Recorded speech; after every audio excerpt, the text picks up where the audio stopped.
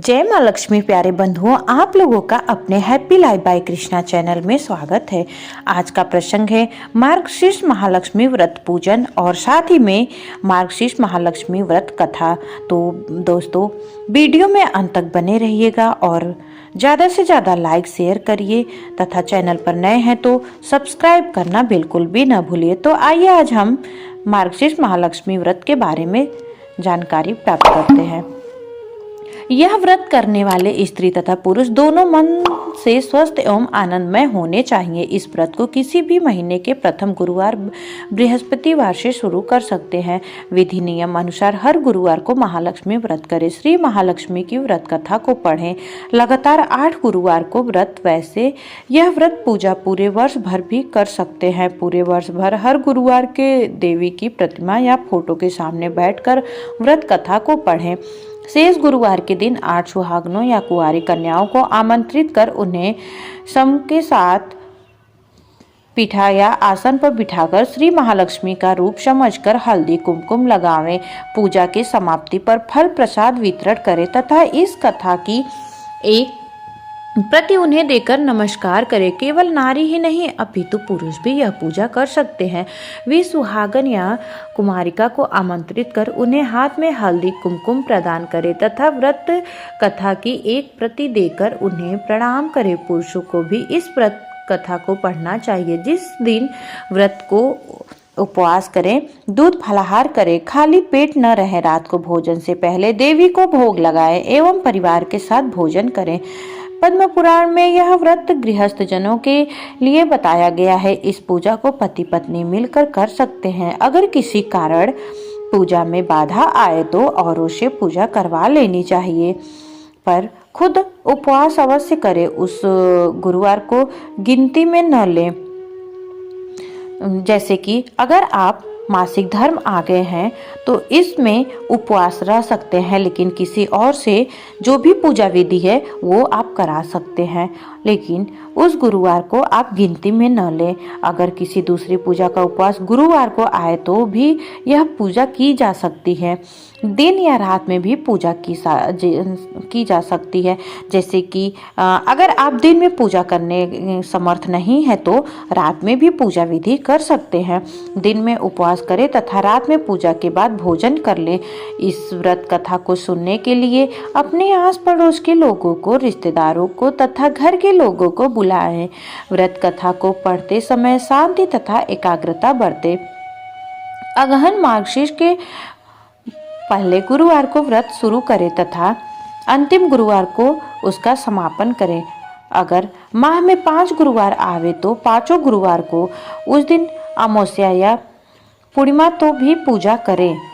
और इसी के साथ आज मैं आपको मार्गशीर्ष महालक्ष्मी व्रत कथा सुनाने जा रही हूँ। तो मेरे प्यारे बंधुओं, ध्यान से कथा का श्रवण करिएगा और माता लक्ष्मी का आशीर्वाद अपने ऊपर बनाए रखिएगा।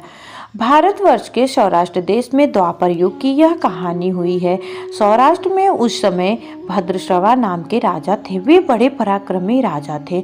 उनकी रानी का नाम सूरज चंद्रिका था। रानी दिखने में सुंदर और सुलक्षणा थी तथा पतिव्रता थी। उन दोनों को 7 पुत्र तथा उसके बाद एक कन्या का वरदान मिला। कन्या का नाम श्यामबाला था। एक बार महालक्ष्मी जी के मन में आया कि जाकर उस राजा के राजप्रसाद में रहें। इससे राजा को दुगनी धन दौलत की प्राप्ति होगी और वह इस धन दौलत से अपनी प्रजा को और सुख दे पाएगा। गरीब के घर अगर रहे और उसे धन दौलत प्राप्त हो तो वह स्वार्थी की तरह केवल अपने ऊपर ही खर्च करेगा। यह सोचकर श्री महालक्ष्मी जी ने बूढ़ी ब्राह्मण स्त्री का रूप धारण किया। हाथ में लाठी लिए लाठी के सहारे रानी के द्वार तक पहुंची। यद्यपि उन्होंने बूढ़ी औरत का रूप धारण किया था, पर उनके चेहरे पर देवी का तेज था। उन्हें देखते ही एक दासी सामने आई। उसने इनका नाम धाम काम धर्म पूछ डाला। वृद्ध ब्राह्मण का रूप धारिता माता लक्ष्मी ने कहा, बालिके, मेरा नाम कमला है। मेरे पति का नाम भुवनेश है। हम द्वारिका में रहते हैं। तुम्हारी रानी पिछले जन्म में एक वैश्य की पत्नी थी। वह वैश्य गरीब था। दारिद्र्य के कारण हर रोज घर में झगड़ते होते थे तथा उसका पति रोज उसे मारता था। इस बातों से तंग आकर वह घर छोड़कर चली गई तथा वन जंगल में खाली पेट भटकने लगी। उसकी इस दुर्दशा पर मुझे दया आई। तब मैंने उसे सुख संपत्ति देने वाली श्री महालक्ष्मी की कथा सुनाई। मेरे कहने पर उसने श्री महालक्ष्मी का व्रत किया। श्री महालक्ष्मी प्रसन्न हुई, उसकी गरीबी दूर हुई, उसका घर संसार दौलत संतति संपत्ति से भर गया। बाद में पति पत्नी दोनों परलोक सिधारे। लक्ष्मी व्रत करने के कारण वे लक्ष्मी लोक में रहे। उन्होंने जितने साल महालक्ष्मी का व्रत किया उतने हजारों साल उन्हें सुख भोग मिला। इस जन्म में उसका जन्म राजघराने में हुआ है, परंतु वह श्री महालक्ष्मी का व्रत करना भूल गई है। उसे यह याद दिलाने में यहाँ आई हूँ। बुढ़िया की बातें सुनकर दासी ने उन्हें प्रणाम किया तथा श्री महालक्ष्मी का व्रत किस तरह किया जाए इस बारे में पूछा। बुढ़िया रूप धारण किए हुए श्री महालक्ष्मी माता ने दासी को पूजा की विधि तथा महिमा बताई। इसके बाद वह दासी माता को प्रणाम कर रानी को बताने अंदर चली गई। राजवैभव में रहते हुए रानी को अपने ऐश्वर्य का बहुत घमंड हुआ था। संपत्ति तथा अधिकार की वजह से वह उन्मत्त हो गई थी। दासी द्वारा बताई गई बुढ़िया की बातें सुनकर वह आग बबूला होकर राजद्वार पर आकर बुढ़िया रूपी श्री महालक्ष्मी पर बरस पड़ी। उसे यह मालूम नहीं था कि श्री महालक्ष्मी माता बुढ़िया का रूप धारण किए हुए द्वार तक आई हैं, परंतु रानी का इस कदर रूख बर्ताव तथा अपना अनादर देकर माता ने वहाँ ठहरना ठीक नहीं समझा। वे वहां से चल पड़े। राह में उन्हें राजकुमारी श्यामबाला मिली। उन्होंने श्यामबाला को सारी बात बताई। श्यामबाला ने अपनी ओर से श्री महालक्ष्मी माता से क्षमा मांगी। माता को उस पर दया आई। उन्होंने श्यामबाला को श्री महालक्ष्मी व्रत के बारे में बताया। उस दिन अगहन मार्गशीर्ष माह का पहला गुरुवार था। श्यामबाला ने परम श्रद्धा से श्री महालक्ष्मी का व्रत रखा। फल स्वरूप राजा सिद्धेश्वर के सुपुत्र मालाधर से उसका विवाह हुआ। वह धन दौलत ऐश्वर्य वैभव से मालामाल हो गई। पति के साथ ससुराल में आनंद से दिन बिताने लगी। इधर श्री महालक्ष्मी का रानी पर प्रकोप हुआ। फलस्वरूप राजा भद्रश्रवा का राज कारोबार नष्ट हो गया, यहाँ तक कि खाने के लाले पड़ गए। ऐसी हालत में एक दिन रानी ने राजा से निवेदन किया, हमारा दामाद इतना बड़ा राजा है, धनवान है, ऐश्वर्यशाली है, क्यों न उसके पास जाए, अपना हाल उसे बताए, वह जरूर हमारी मदद करेगा। इस बात पर राजा भद्रश्रवा दामाद के पास रवाना हुए। राज्य में पहुंचकर एक तालाब के किनारे थोड़ी देर विश्राम लेने के लिए ठहरे। तालाब में पानी लेने आते जाते दासियों ने उन्हें देखा। उन्होंने विनम्रता से उनकी पूछताछ की। जब उन्हें यह मालूम हुआ कि वे रानी श्यामबाला के पिता हैं तो दौड़ते हुए जाकर उन्होंने रानी को सारी बात बताई। रानी ने दासी के हाथ राज परिधान भेजकर बड़े ठाट से उनका स्वागत तथा आदर सत्कार किया, खान पान करवाया। जब वे लौटने लगे तो सोने की मोहरे से भरा घड़ा दिया।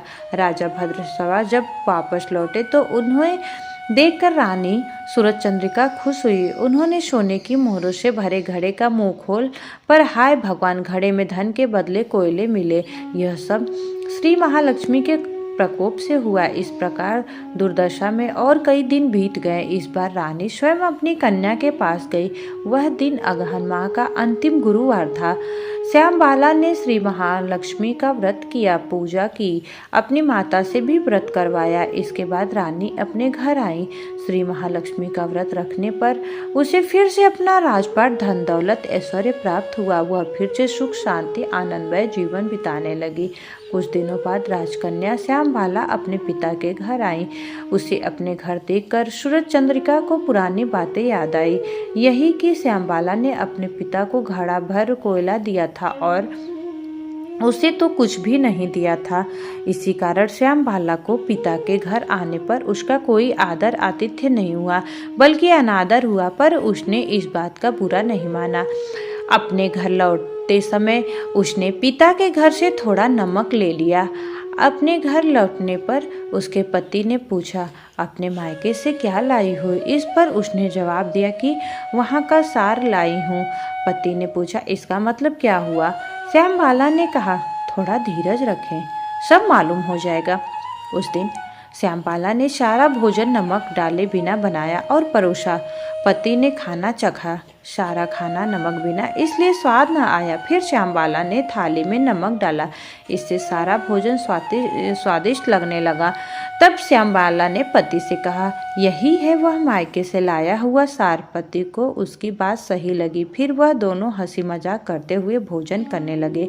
कहा गया है कि इस तरह जो कोई श्रद्धा भाव से श्री महालक्ष्मी की पूजा करे उसे माता की कृपा प्राप्त होती है, सुख संपत्ति शांति प्राप्त होती है, सभी मनोकामनाएं पूरी होती हैं।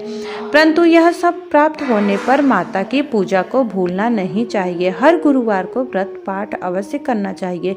इस तरह श्री महालक्ष्मी की महिमा भक्तों की मनोकामनाएं पूरी करती हैं। आपको मेरी ये कथा कैसी लगी कमेंट में जय माँ लक्ष्मी लिखकर ज़रूर बताइएगा। और चैनल पर नए हैं तो सब्सक्राइब करना बिल्कुल भी न भूलिएगा। जय महालक्ष्मी।